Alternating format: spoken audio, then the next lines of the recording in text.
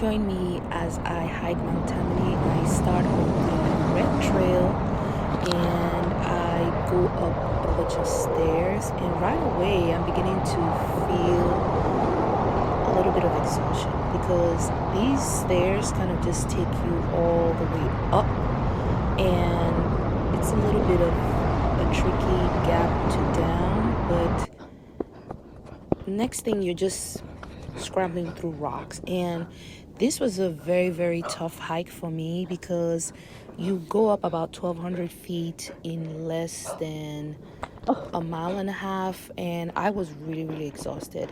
It was a lot of rocks and scrambling and climbing up, but it didn't feel bad because I wasn't alone on the trail. There was a group of people who would go past me and I would go past them. But like I said, as a solo hike, it's good to have people around.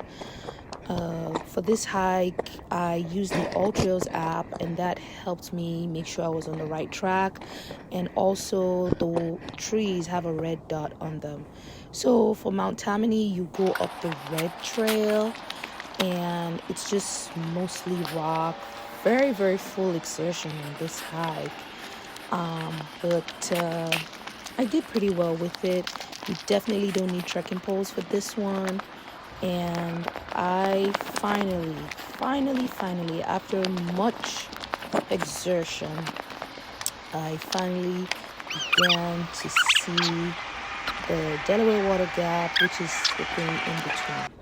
Anyways, I started making my way down, and I will say the way down is actually a little bit more tedious because there's such a high risk for ankle injury.